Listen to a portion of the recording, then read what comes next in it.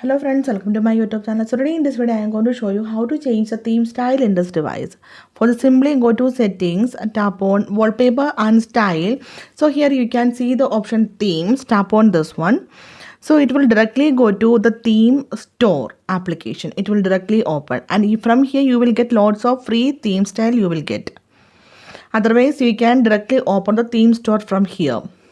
Okay, so here I am going to select. You can see lots of free the theme styles you can see here.